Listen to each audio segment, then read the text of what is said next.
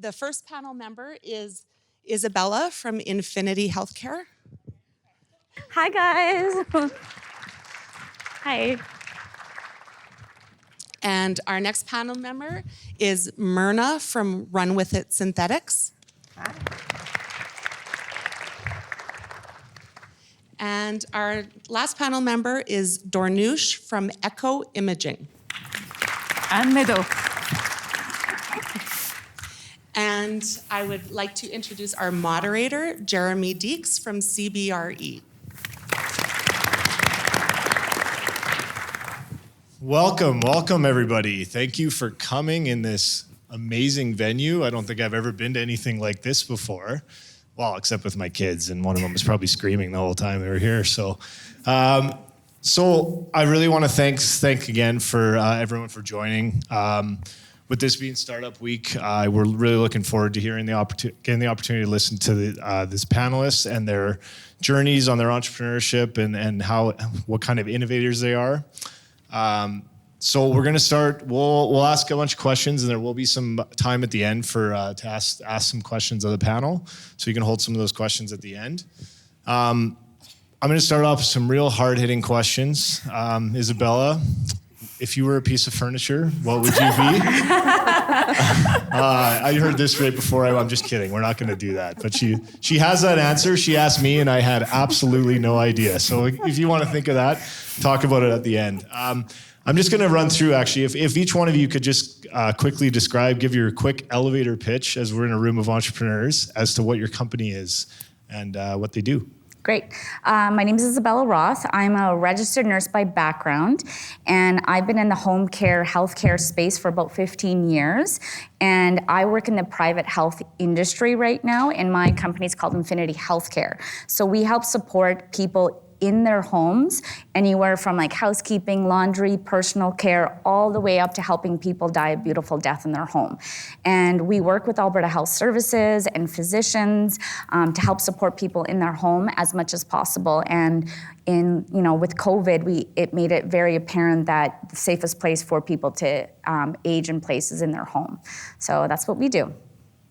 Thanks. Myrna? And now for something completely different. My name is Myrna Bittner, and I am the CEO and founder of Run With It Synthetics. And we are a deep tech company that has found a way to create SimCity for real for cities and regions around the world, including, we are happy to announce, we have now synthesized the 14 municipalities, including Edmonton, in our area, and how we use these cities or these synthetic cities is to help people innovate, design, invest, explore in the future. So being able to dial forward the future of cities as they grow, change the built environment, look at energy transition, health. COVID brought health into all of the futures that we're dialing forward, and an understanding of the importance of the role of health in successful cities. And we have a team of 24. We were launched at Launch Party in 2016 as a part of Startup Week, and are going really strong internationally. Thanks. So cool. Dornoosh? Hello, everyone. My name is Dornoosh. I'm co-founder of a startup called Meadow.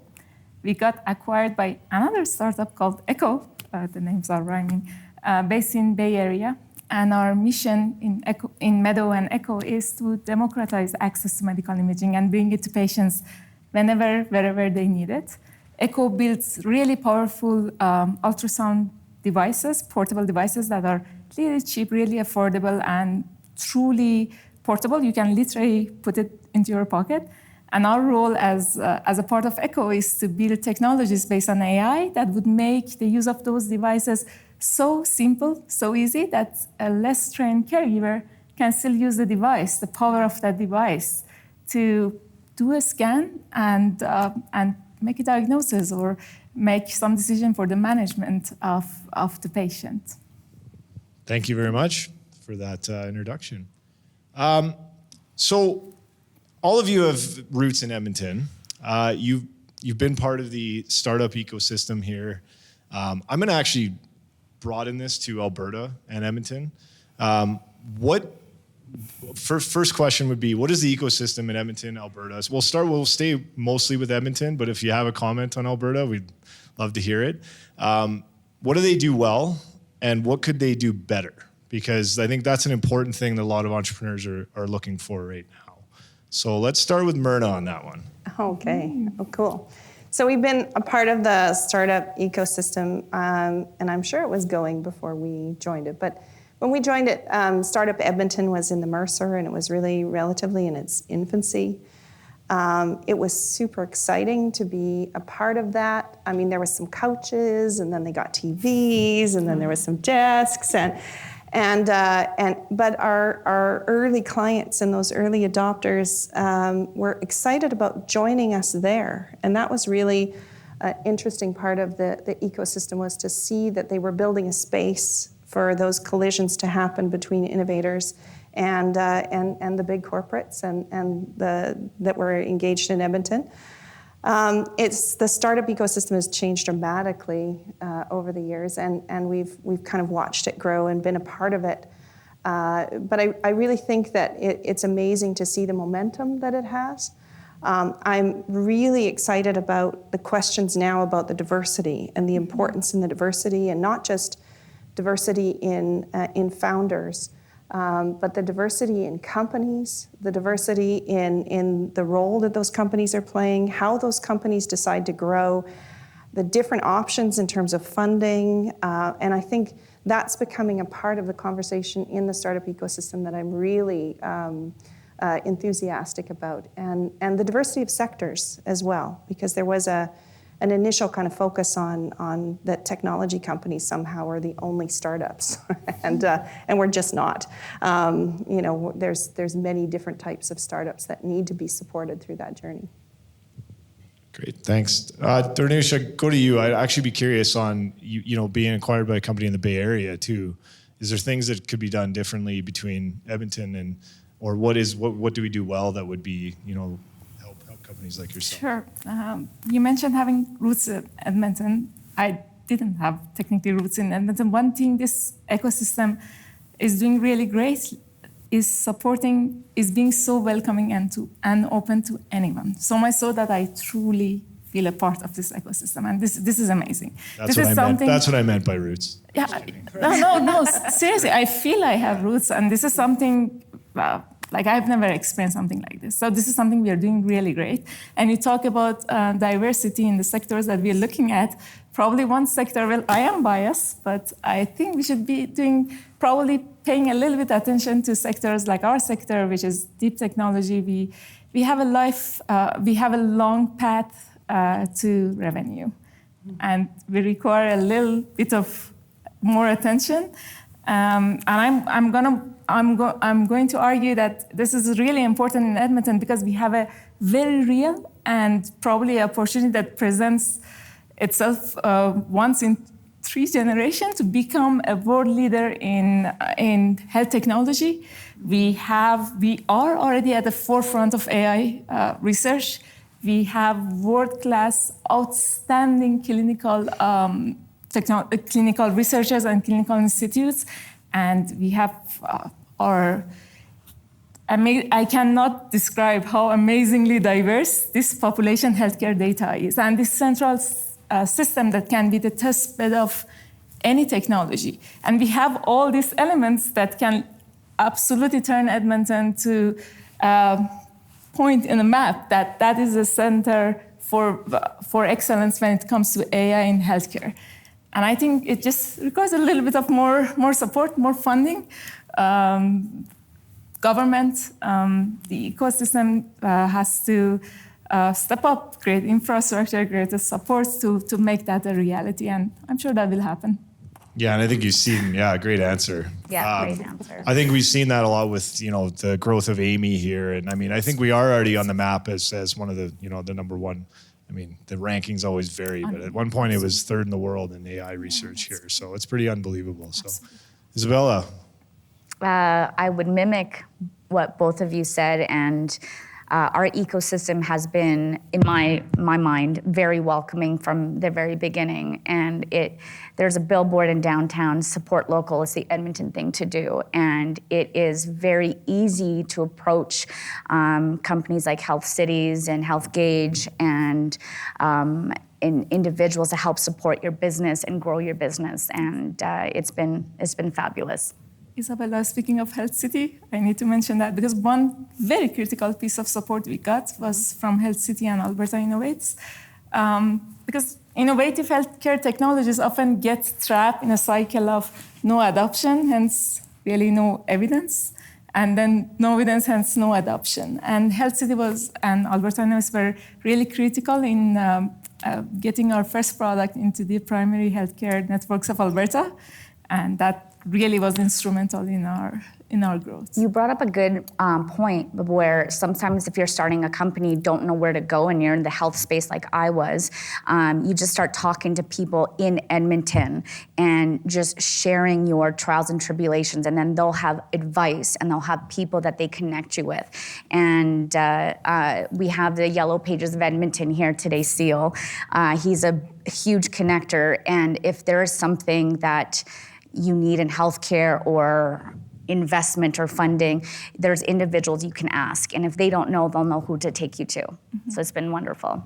Yeah, that has changed significantly in the last 5 years. Groups like, again, Startup TNT have done it. And there's just everybody that, I've noticed that even, we're not in the tech side, but we talk to a lot of tech companies. We've noticed there's a big difference in that. So, all right, so let's move on. Let's talk about the importance of business strategy. Now, you all experienced, you took your companies from different phases to another.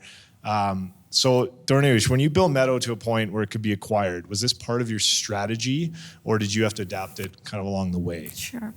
When we started, I can't say it was the goal, but it became a goal as the business progressed. But we never thought it gonna happen this early into the journey, for sure. We built software. So we realized that a key part of our growth is actually integration with the hardware.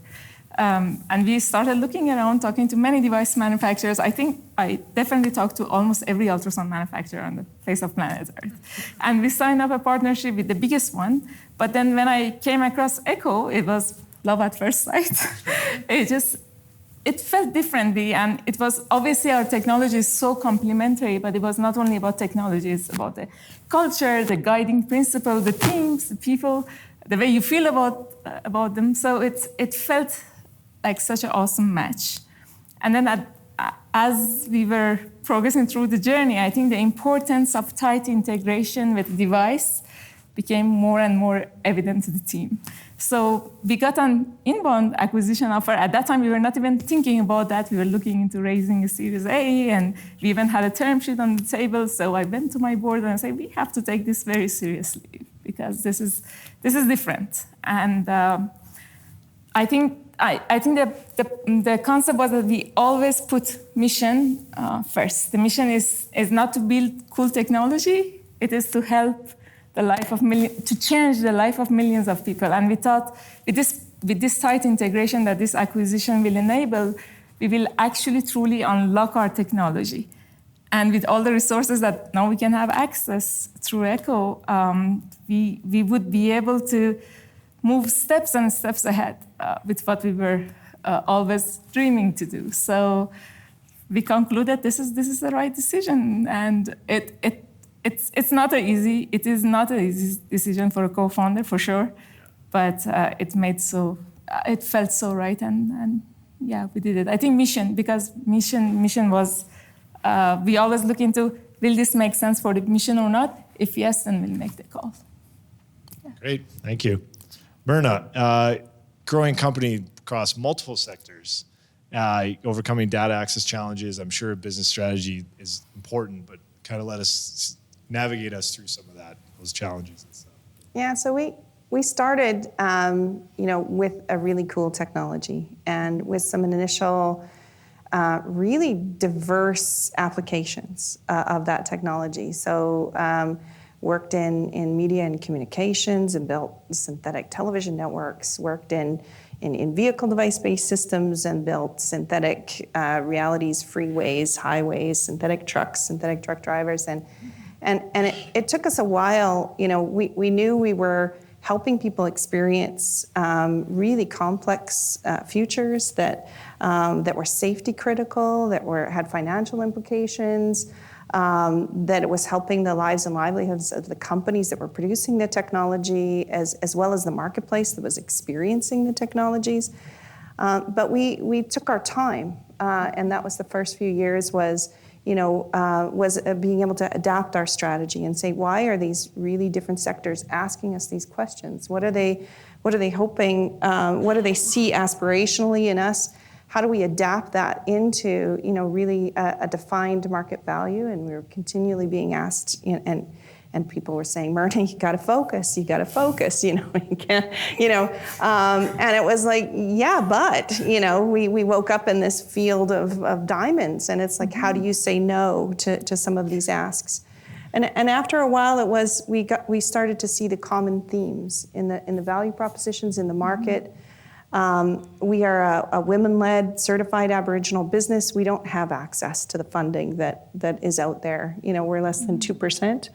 So healthcare also has challenges, healthcare technologies and funding, so do women-led ventures. So we didn't necessarily focus on how do we become that investable, how do we look like the boys in T-shirts that are Harvard dropouts and, go for a VC. We focused on how do we build value and how do we shoot for those high-value applications of what we do. How do we build our platform and reinvest our own profits back into R&D and really make something substantial and grow it? And so it was a constantly evolving strategy. You wake up and your world is always awkward, and you're always trying to figure out how does it fit. What is the world saying to me now? But some of the really interesting kind of early decisions, you talk about the mission of your company to really make a difference. And I know you have a really strong mission-led company. And I don't know whether this is, just, there's a lot of women on this panel, but our mission when we started building these realities was fundamentally one of our capabilities was to synthesize populations. And we felt like this was the missing piece in how many cities and futures and energy systems and grids and everything were missing when they were engineering those futures was people. And this became hugely relevant in COVID when all of a sudden the world of people changed. The energy systems, the utilities couldn't forecast anymore because the energy wasn't being driven by where it used to be.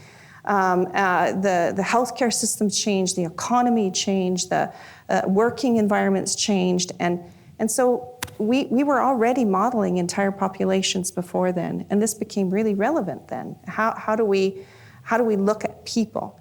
And because we could synthesize populations, we could synthesize vulnerable populations and complex intersectionalities and marginalized groups and vulnerable people.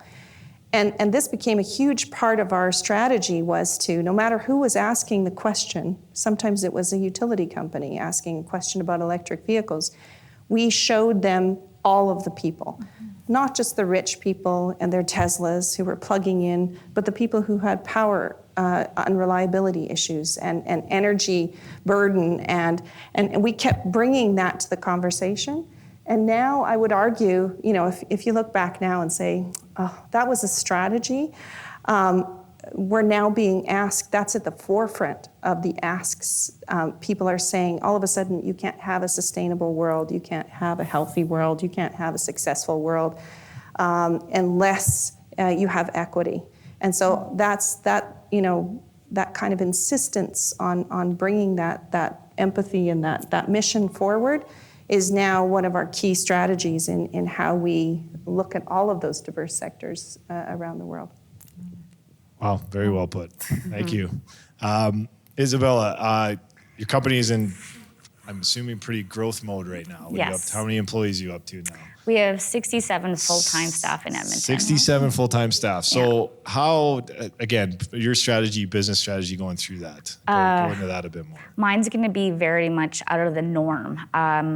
I grew up in an immigrant family, so I was taught to kind of stay in that mold throughout my entire life. And when I took over one of the home care companies led by the big ones, led in Toronto, I did everything I was supposed to, do the marketing, do print ads, go to trade shows, and I very quickly realized that wasn't working. It's not a place where I would look into investing or being a potential customer. And there was one day so I do have a fear of public speaking, and I did have a paralyzing fear, but I realized one day I was speaking on behalf of Bayshore, and I think that a couple days later, we got a slew of new customers. And then it kind of clicked in, like I need to do something completely different to actually be noticed and be noticeable. So what I did is I've been told I believed in this, is you do things that you're scared of and you grow. And I've listened to that and I've practiced that. So ever since that moment that I spoke, I decided to do a lot of speaking engagements almost every couple of months. And I saw the business grow. And let's say I was talking with the Edmonton Public School Board Foundation. I found a way to speak to the foundation and my history with them, but also implement home care and health care towards the audience. And you became more transparent, more trustworthy, and you were so much more approachable to come to and speak to from an audience perspective. So my strategy for work and success in business is being out of the box all the time. I don't like being part of the norm. My staff hate it because I have these crazy ideas and I'm always go, go, go. And they always say, Isabella, slow down, please. But it's what gets me going. And here's the other thing that's really important as a really good strategy.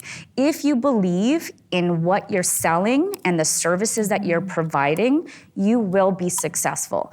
I am so passionate of bringing back customer service to healthcare, and that I am passionate, and I am the difference. I am providing that difference to every single person, and it's not a mold question. It's every single client we have is different, right? So so if you find something that you're passionate about, go for it. Mm-hmm. She's not kidding about the employee thing. She was telling us some of the interview questions she asked, and if she was interviewing all three of us, we'd be frozen right now. So just be prepared if you do an interview with Isabella. It's fun. No, it's really great. They fun. sound like fun questions. They're just, the first question I asked was one of them. What piece of furniture? That was one of them, right? Yes. Yeah, exactly. There you go. So the next question I want to ask is, I guess it can be twofold. What is the biggest mistake you made? And what would you learn from that? It could be twofold, or what have you learned from your mistake? So answer it in kind of any way you'd like to. Dornush? Sure. The biggest mistake mistakes I made, I can turn that into 3 hours long presentation. Yeah. There's just so many of them. But you pointed out such a great one. I would say, if I have to pick one, I would say not saying no enough. Yeah. I spend the time and energy on so many different efforts that really didn't, at the end of the day, added that much value to the team or to Meadow, and I should have just said no to them and stayed more focused on the biggest problem we had on our hands. So I agree with you. Being able to say no more often is what I learned. Great. Anyone else want to reveal their biggest regrets? Well, I would second that, but I would also elaborate. First of all, I should have said no, but I was way too afraid to be myself in a world full of executives and leaderships. But once I realized that it was a safe space, and surround yourself with people that support you, that's really important. I would never be able to do this without my husband and my family and my support system. But believe in yourself. I know that seems really cliche because you're told that your whole life, but if you really truly believe in the concept and in what business you have, then you'll be successful, and don't be afraid to say no for the right reasons. Trust your gut. And I would, yes, and yes. And along that line of trust your gut, I spent a long time at the initial stages of our company trying to figure out why I didn't fit. And there is a lot of, kind of how-tos and you musts, and this is the way, and here's the formula, and here's the lean canvas, and here's the, and you've got to kind of fit yourself into that shape. I felt sometimes like it was that game show that I saw where you'd have to jump through, and make the shape, or you'd get wiped out.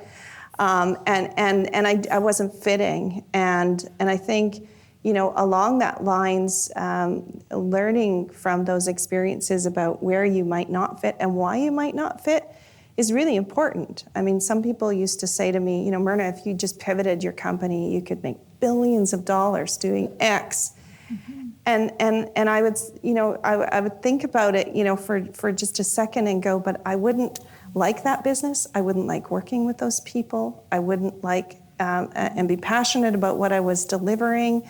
I wouldn't, and this business, if you're going to put the hours into it and the lifeblood that we have as entrepreneurs and that you just do, you want it to be something that you actually feel from your core is important, and being okay with that and being able to say no because of it, and recognizing how that actually takes you farther, I think is really the mistake I made was wasting a lot of time going, I don't fit, and listening to people who said, Myrna, you don't fit, and feeling badly about it. Yeah, that's great advice. I couldn't agree more with you on that. Myrna, a couple bit ago, you talked about empathy. That has been, again, a forefront, and especially in this sector. But how do you see this playing a role in technology innovation and product development moving forward in this world? I think it's critical because technology is capable of so many things.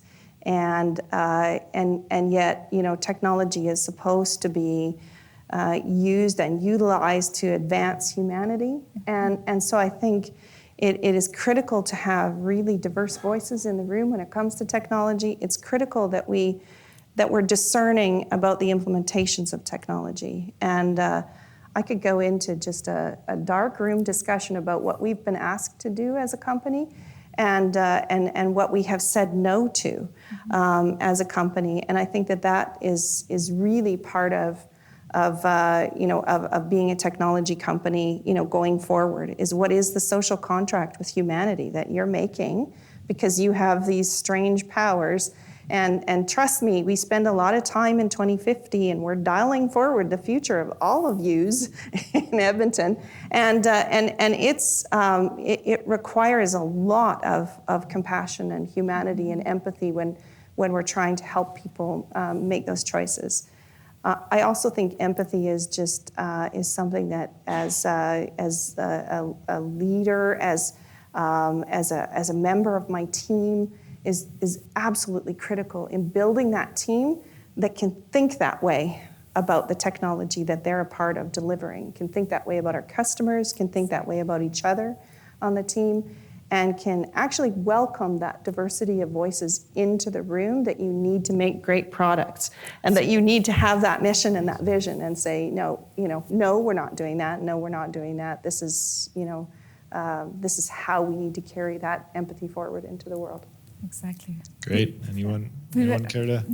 Very well said. And we were talking about business strategy. I love this famous saying that culture is strategy for breakfast. Because no matter how much we sit and how much we develop all this sophisticated, awesome business strategy, if the culture is not in place to execute on that, that will fall flat. And empathy will build that culture. Empathy will build a team that cares about the mission, cares about that strategy and execute on it. So yeah, very well said, Maya.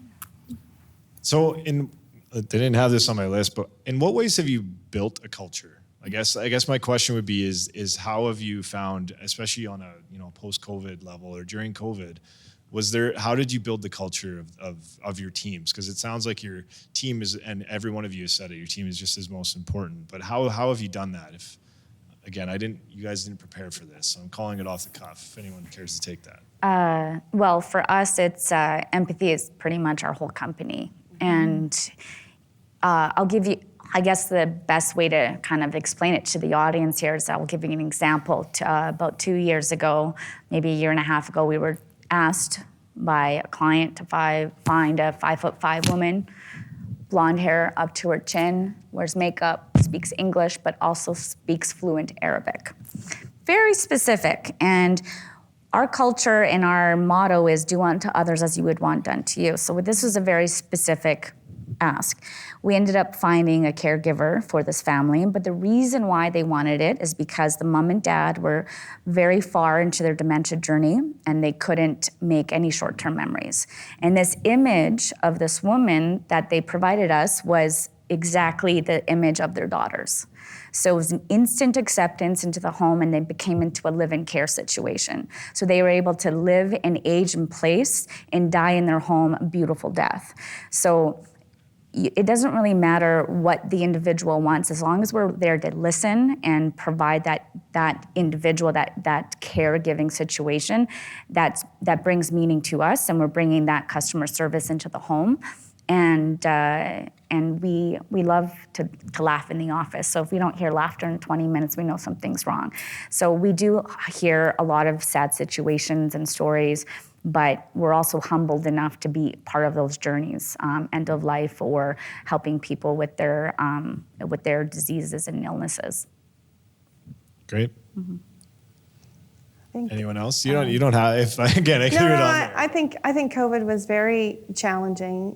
We were already a remote first company before COVID, because we wanted to be a welcoming place for people with kids and spouses who maybe were being transferred from one university to the next, and enable that flexibility, and you could work from home, and no matter where you moved to, you could keep working with us and shift your hours. And so we had to learn even before COVID how to build that culture. And luckily, the cheat for us is that we get to do fantastic, passionate work for some of the world's biggest kind of challenges and issues and futures, and that kind of draws a certain type of curious and humble and creative and determined people, and that is also a part of the culture. And I think then diversity brings diversity, because people can see themselves in your organization and know that it's a welcoming place. And that relationship, we had to build structures to get together virtually during COVID, and made sure that we continued that, but it also enabled us already to have a leg up in building those relationships with our clients virtually, and doing so internationally without ever seeing our customers. Still never been to Kuala Lumpur, but we know a lot about it. We built their transportation network. So, those kinds of experiences, I think, love being together in person again, but there are structures and ways of creating that same connection. I would say COVID was very challenging. These days are challenging, but I think maybe the silver lining is that in all these different times, there's also opportunity for different kind of business models. A lot of innovative technologies and startups come out of these difficult times. And I think the key word is agility, being agile and being quick to react to the change. For example, when COVID hit, what happened at Meadow is that we pivoted, and we started working on lung ultrasound, which was definitely not on our roadmap. And that really changed things for us. It enabled a lot of opportunities, which is due to lung ultrasound, which happened because of that. So I feel agility and being able to react to the change, and not only to the change of the situation, change of the customer needs. The need of the customers are changing all the time. Being able to adjust the company, the culture, the product, the strategy, we were talking about strategy, to that change, that's I think to me is a key word. That's great. Thank you. So many sectors are experiencing disruption right now. Finance, obviously, big one right now. Energy, health, obviously, some recent stuff in Alberta with health is going to happen. But I want to ask, how are these disruptions impacting your decisions on and strategies you are building as an entrepreneur? I'm going to leave that open. Anyone can answer that. Like we are making that disruption. Yeah. Well, for us, COVID helped because it made people realize that the safest place to age is in their home, right? And no matter what age you are, 0 to 112 or 15, and it's safer that you're in your own home. So that's a disruption that helped our business, and it was always in the back of our minds that that's the best way to age and to get healthcare. But now the whole world knows they don't want to die in communal settings, right? So, or age there, yeah. We're all about disruption. So I think that's You're engaging. You're the one putting out the disruption, so that's right. No, well, I think we had some really innovative customers who were future thinkers. We just have not been future thinkers for the last 150 years. Generational thinking hasn't been really a part of our return on investment frameworks or how we look forward past our own short next 1 year, 2 year, 5 year time frame. Even sometimes in health, in terms of, is it less expensive to do preventative care than diagnostics and therapeutics? And so this COVID really kind of made everybody aware of, I think, the opportunity that we missed. The opportunity of even understanding what pandemics might bring, and how deeply the ripple effects could go and the cascades, how we do have the ability to change overnight. That was something that I think the world needed to kind of experience. But really excited now when we look at how activated people are and the questions that they're asking now for us to show about the future, and not just here, show me the future. Ooh, that's bad. But show me the future and show me the agency that I have, the opportunities that I have between now and then, the investments that need to be put in place, the phasing, the risk profiles. Those things are all becoming within our capability to understand. Not, we got to do energy transition. Well, we've had solar panels since the 70s. It's kind of now people are saying, no, we have people who are deciding in the UK in the next week or two, do I heat or do I eat?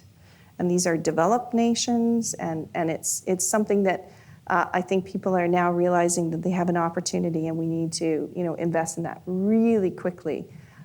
So I think, yes, the disruptions, I think, are necessary, and I think that is a pathway. Then, if people choose to, and governments choose to, and industry chooses to move forward, that maybe innovation and innovators will be seen in a bit of a different light in terms of we bring opportunity and agency into.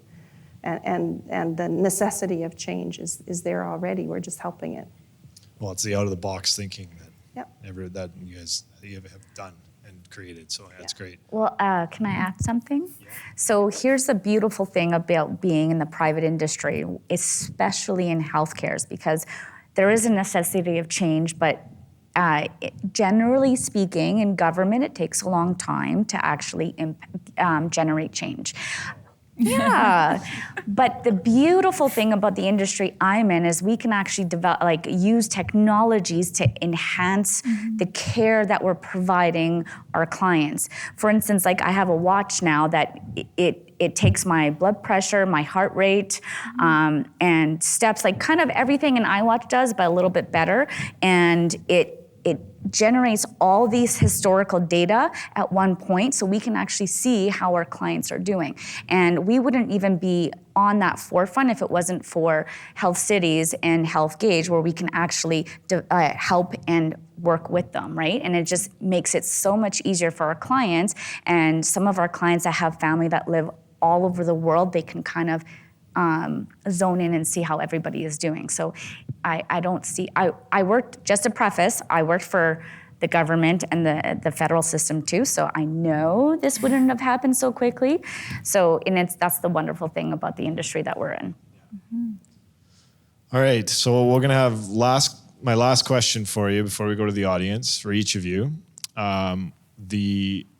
What advice would you give for new entrepreneurs entering the scene? This is the $1 million question. So I'll let Darnish, why don't you take it? Wow, okay. I'm going to say, find a good mentor. A professional that has been through the ups and downs, and someone that can make you stay grounded and aware of realities, but because sometimes as an entrepreneur, you forget about what realities are, and can be really honest and upfront with you, your weaknesses, your strengths, and guide you towards a direction.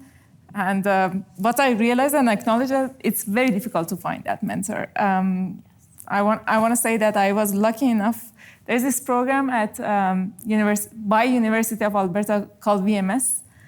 Again, I was so lucky. I was assigned to 4 amazing mentors that were so generous to devote their time to supporting me through thin and thick, and it made a lot of difference. So I would say find a mentor. Especially as someone like me, as an accidental first-time entrepreneur, find a mentor, for sure. Probably have 3 pretty good mentors up here, I would say. Right? She didn't say yes. Oh, you're right. Because he said 3, he didn't say 2. Got it. Yeah, that's true. I'm sure there's lots in this room. May as well put it that way. Myrna? I would probably say just do it. Just do it anyway. Mm-hmm. And mentor, no mentor, I think that's the important part if you have an idea. Don't be afraid to have a plan B either. I don't think that's highly encouraged in a lot of circles, is you got to give it 100% or you're not seriously in it. And I would argue, no, you can actually have a plan B. In fact, some of the biggest, inventors they were working 2 jobs. But I would say don't hesitate, because you learn, along the way. It's not what you know when you go into it. It's how adaptable and willing to learn, and the kind of risks you're willing to take, and the people that you meet along the way. I'm still meeting people who, I wish I had met 8 years ago, as a mentor, but when they arrive, you know them when you see them, and there's always more to learn. So I would just say, just do it anyway.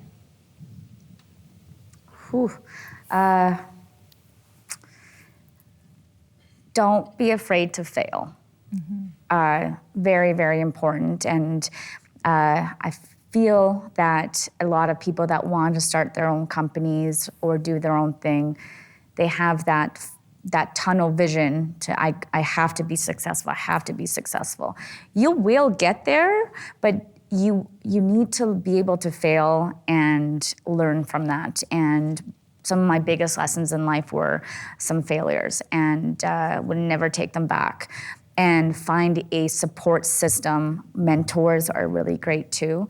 And don't be afraid to be yourself. I think that's part of the reason I'm successful. I love being quirky and out of the box, and I do like making people feel uncomfortable, but that sometimes it generates a lot of conversation. Like Jeremy, I do ask very weird questions at interviews. She's made me feel uncomfortable a few times today already. But the reason why I ask those kind of questions, I like to see people answer on the spot in their creativity, because so often you can look at interview questions and prepare for them. I want to ask you questions you can't prepare for. I want to know a little bit about you and how you think on the spot. So. Don't be afraid to fail, trust yourself, and find a husband like my husband because he's great. And a caveat about that, don't be afraid to fail. You will be. You will be terrified of failure. The terror of failure is highly motivational. Yes. You might fail anyways, which is okay, not ideal, but but all of us up here are terrified of failure, I would argue. And it sucks, but we have failed. We're failures, but we're successful. We just do it anyways, and you can succeed slowly as well. One thing I think that I'm not sure if one of you mentioned it earlier, but all three of you mentioned it prior, is being passionate about what you do. And I think that's one thing that has come across with all three of you is being as passionate and loving what you do, because I think that is an important piece of it. Because again, you all said it to me before, you might have mentioned it today, but I think you show how passionate you are about your business and how much you love what you do. And I think that's an important piece. And would you agree? Yes. Also tenacity, and I have to do a little bit of a shout out to the young man that gave me this from I Love That Plant. He noticed, I think you're an entrepreneur, whoever you are, but he noticed this was empty. And next time there's an event, we can zhuzh it up. So having that tenacity and seeing an opportunity and taking it, which he did, and that was wonderful.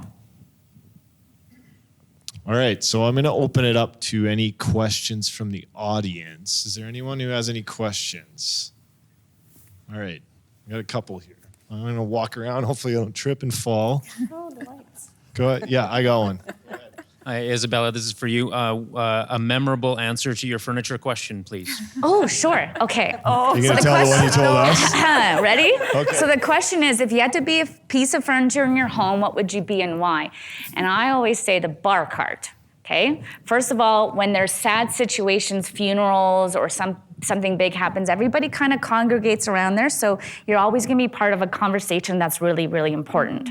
But I will also say the funny story. So we had this lady from Denmark. We asked her this question.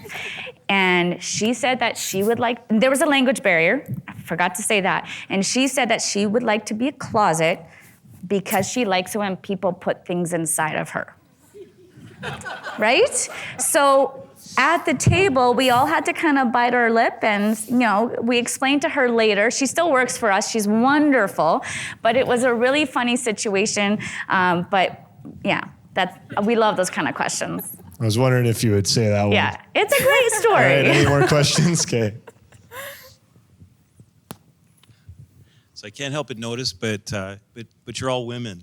Thank you for I think noticing. It's fantastic to see such, I think, inspiring women leaders in our community. And I actually have two daughters who work with me, been working with me for years, and I might tap some of you to be mentors too. But the question I have is, as women entrepreneurs, what are some of the challenges, or do you not feel like there is actually issues in being women leaders in the community?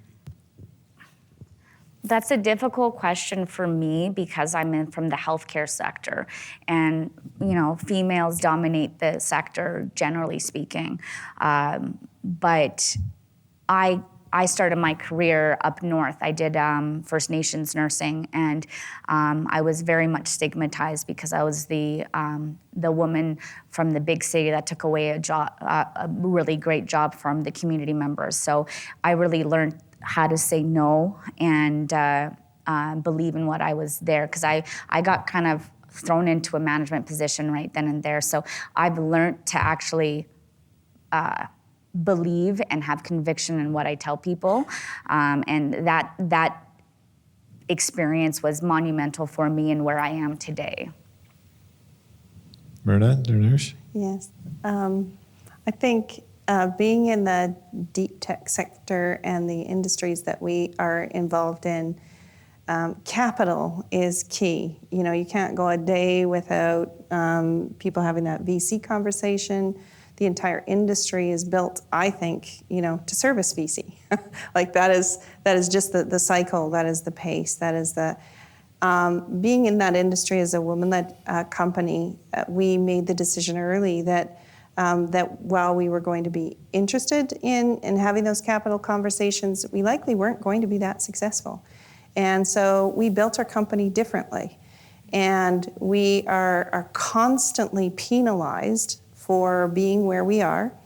They oftentimes, even though we have a profoundly deep tech stack, and we are the world's leading producers of synthetic data, and we produce billions of data points a second in cities around the world, we are not considered by the synthetic data VC group. They chat with us. They look at our revenue as being a downfall because we have applications of it. And they say, oh, Myrna, you are a consulting service. That's their ultimate insult.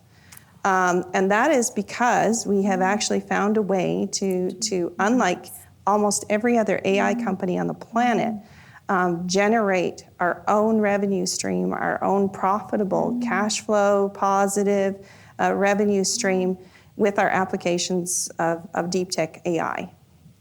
We're not hugely engaged in the AI community in Edmonton. I think that's a sad thing. We have had to really kind of build our own path and go our own path and develop our own market. So I think it's a big miss in the world when people who choose to build their companies differently have to build their companies differently in order to succeed. Being who we are and the gender disparity that there is in those circles, and then we are kind of kept where we are. So I think there's a long way to go. Heather Campbell just from Alberta Innovates just published an article in reference in her social media profile about the pathetic amount of women in leadership positions in technology and in energy industry. And so we're not there, but we're not going away, as you can see. Like, we're all here because we're all successful, and that is a statement in and of itself that we have found our ways of managing and navigating and being successful. So probably a bit of a heavier answer than you wanted, Randy, but but important, I think, to say it's not okay. But, we just keep bouncing back. Thanks, Myrna. I'll grab a couple more questions here. How do you remain healthy? Because being an entrepreneur, being a founder is very energy and time consuming. How do you remain healthy, physically, mentally, and otherwise? Great question. My answer is going to be, it's a simple answer, but really hard to do. You need to build that network that supports you and has the same goal as you. But if you're not in that surrounding atmosphere, you're going to get a lot of people kind of coming at you from a lot of different directions. I live and breathe what I do, and I love what I do, and my kids know what I do. I take them to networking events, whatever.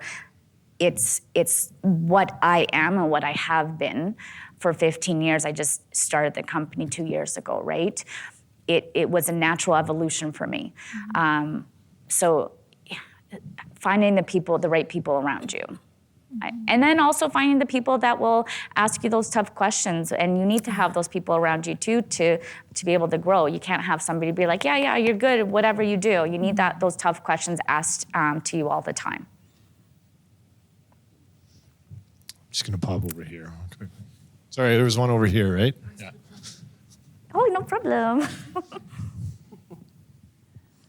Thank you so much. It's great to see women in leadership and to hear the success.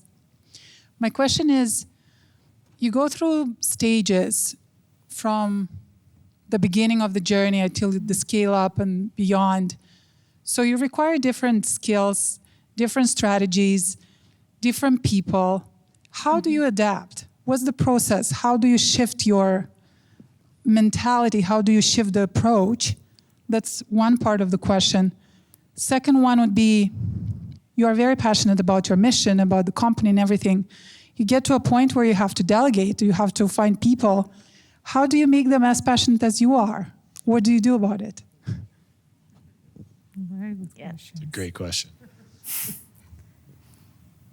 Tornush? Yeah. I'm going to call I'll put people on the spot. I'm okay with it. I was thinking about, because I know you have to change. I'm like, I'm thinking about, okay, how you actually do it. I know you have to, I think in my case, I was lucky enough to be surrounded by really amazing people who really gave me a lot of guidance. And I think they were instrumental, but not only that, I had a team that was very curious and really on the ball, really tracking all the changes that are happening even in the industry, and really supported me to be able to adapt and adjust. It's a great question, but it's a very tricky one. I think you need to build that culture from day one, and I think it's also a mentality. For example, the example of the acquisition, when that offer came, it was, as I said, we had a term sheet for a round of financing, and it was a great one. But I think to know that every single second there might be a possibility that you need to absolutely reinvent yourself, change the entire identity, change what you're doing, what you're even passionate about or dreaming about. You need to be prepared, and you need to accept that. And I think that's very fundamental, but very difficult and great questions. Yeah. And I would add, it never stops, ever. Ever. There is no rest. There is no, we're here now. It's like, and that's your job as a leader, is to say, okay, well, you guys take a breath. We're moving on. Like this, we have to keep pulling. We have to keep encouraging. The interview question is an interesting one, and that's one I think, finding people that have that passion, that have that capability, that have that next skill set that you need. But I would argue that it's always awkward, and I said that before. It's because when that as soon as you arrive somewhere, there's somewhere else that you need to get to, and how do you learn the skills that you need and build the team that has that next level of skills, and keep going. So it's constant, and I guess after a few years, you kind of settle into that, and you try to stay healthy. that's also a constant struggle, is how to balance all of that and stay healthy. Not being able to say. But I want to add to that, when you said pivot and change, it's okay to change. Some people start with a idea of a company, and then years later, it's not what it started to be. Charles Wong, he's a CEO of Care Pros, for instance. He started as home care. Now he doesn't even do home care. He works with children. But he pivoted and he found his niche. And so when you start a company, it doesn't mean that's where you're going to be for the rest of your life, right? Absolutely. So it's okay to pivot. We had to pivot when we started our company, where we started at the height of pandemic, so marketing was really tough to be like, hey, we're brand new, if you need home care, and everything was closed down. So we pivoted and we provided staffing to COVID positive sites. So we were doing that just to get some cash flow in, right? But then our whole focus the entire time was home care. And now it's like booming, which is great, but it's okay to pivot, and if you find joy in that pivot, stay there. And if not, go back to where your passion is. Absolutely. Also, I think there were two topics that were discussed, and it's probably really key to what you asked: passion and empathy. When you have passion for your team, for your product, for your user, for your mission, that will get transferred into the team. And then when you have empathy, when you care about the people that work with you truly and genuinely, then I think that empathy turns into a culture. And then every single person become a champion of your user, and they care about what you're doing and care about the mission and care about the business strategy and what we were discussing about. So we have time for both. We'll do 3 more questions. I think I had one here, one there, and one up there. And then if the rest, we can ask after. Perfect. We'll ask 3 more other ones after that. I'm just going to go right here, and then I'll come back. Hi, my name is Dimed from Highway Innovation. I need to congratulate you for the business and you guys built. And my question is, how long it take you to be successful after how many failure, because I'm still in the failure side. So I need to know how long it takes me to be on the successful side. Great question. My story's a little different. I worked for a huge company, Bayshore. There's a government branch and a private branch. I worked for the private, so it was a sales role, okay? And I was there for 3 years. So I got to use corporate money, no limit, to grow the business. And that's where I did all the trade shows. I was doing what I was told, and it wasn't working like I described. Then I found out what worked to grow the business, and then I left and I started Infinity. But I was able to learn from that. However, I started the company at the height of the pandemic. So that was absolutely terrifying. I knew I was going to be successful. I wasn't growing as fast as I wanted, but I knew I was going to be successful because we're all in an aging population. And my dad told me very early on, become a nurse, because if the whole world crumbles, people are always going to need healthcare, and he was right. And the thing I liked about nursing is it doesn't pigeonhole you into one area. And if you like peds one day, you can go to peds, and you can switch, and you can, do something that grows your heart. So my story's a little bit different because I knew what would be successful, and I used those lessons and I transferred them into Infinity. Yeah. I would say that you're not in a period of failure. You're in a period of experiments that aren't working out the way you thought they would. And I think that was a Nobel Peace Prize winners recently, her response to some of what might be categorized as mistakes, where she had to pivot. But I think that was really profound to me, was realizing that the negative connotation on those iterative steps and the things that you learn along the way is something maybe that we should be shedding. Just as much as hey, do you realize that we've sat through a panel with women where nobody has asked us about the imposter syndrome today? I'll just bring that into the room and then I'll exit it.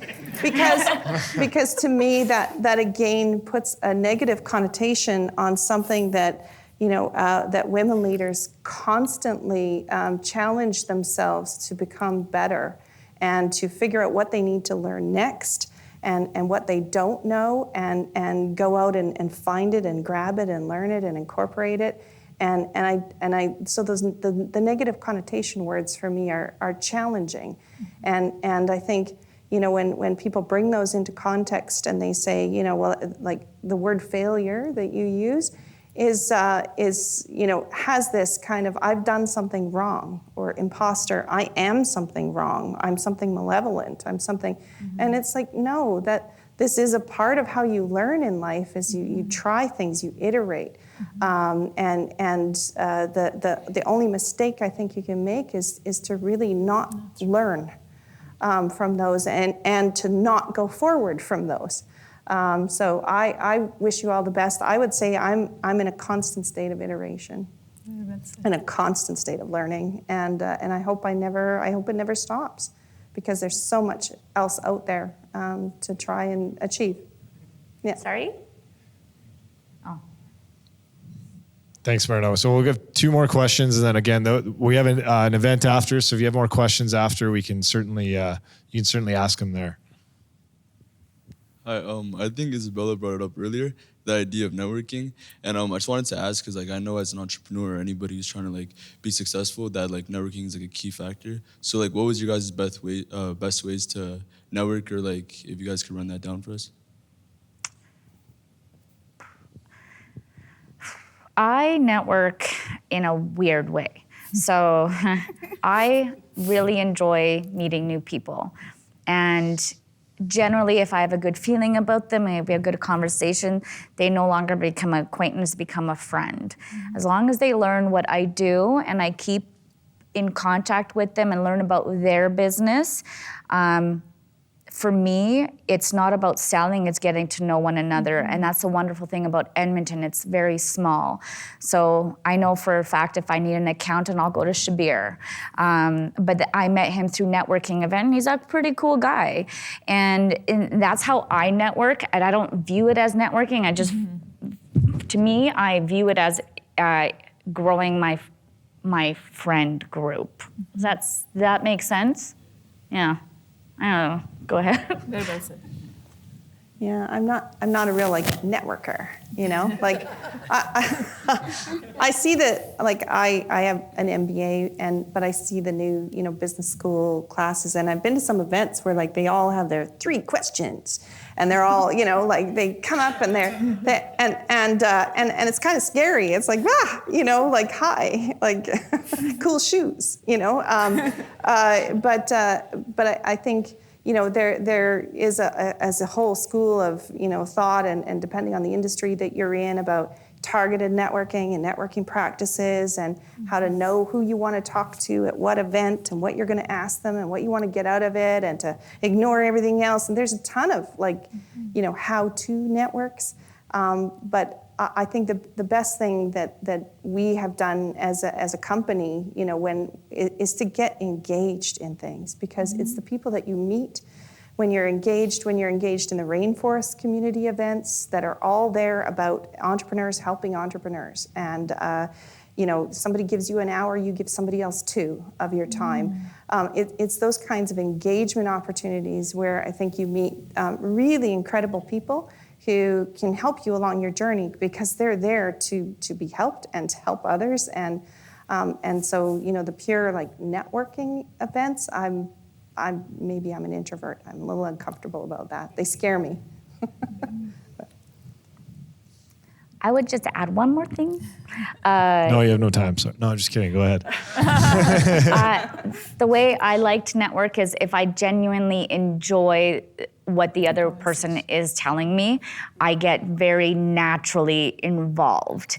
And there are going to be those individuals that just don't want the time of day to talk to you, and I don't waste my time with those individuals. If they're actively engaged and interested in what I'm saying, I'm as interested back. And you kind of start thinking about it, how can I use this individual in my life? Maybe I can't use it in my business, but I can tell them that they can go to somebody else I know. So you've already built that interaction and you've helped that individual, so they'll remember you. So if you can find a way to impact that person, it doesn't have to be with your business, it's you can help them in another way, they'll remember you. And it's the power of moments. If you create a powerful moment for somebody, they'll remember you. And that's what I try to do with my interactions, is I want them to remember me, not because of what I do in my business, is that I've helped them in some way. Not because of your interview questions. Yeah, there you go. You guys are going to remember bar cart now. I think they might remember the other one. Yeah. Okay, last question. First of all, thank you very much. I don't recall ever going to one of these panels and learning so much about entrepreneurship. And you can answer this in any way you want. I imagine that you've received a lot of unsolicited advice from men about what you should do as a female entrepreneur. Can you turn that around and offer some advice to a male entrepreneur? Ooh. Oh, man. I'm not often speechless.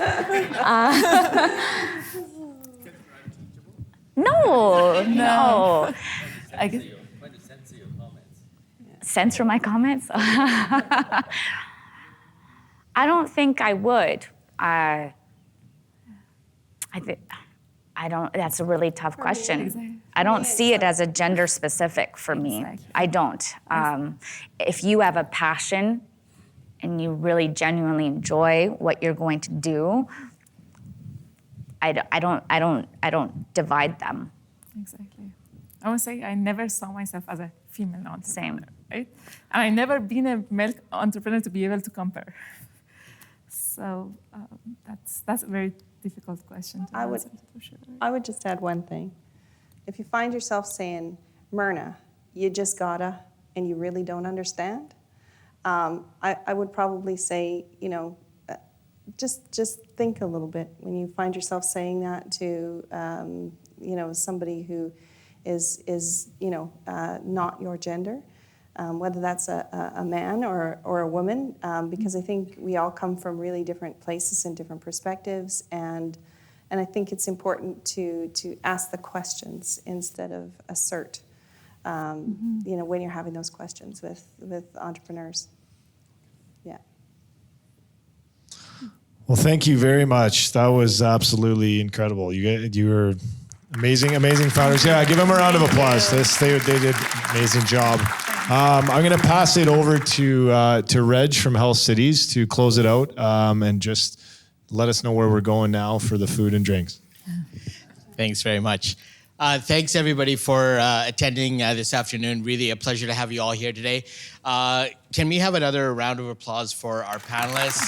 Danush, thank you.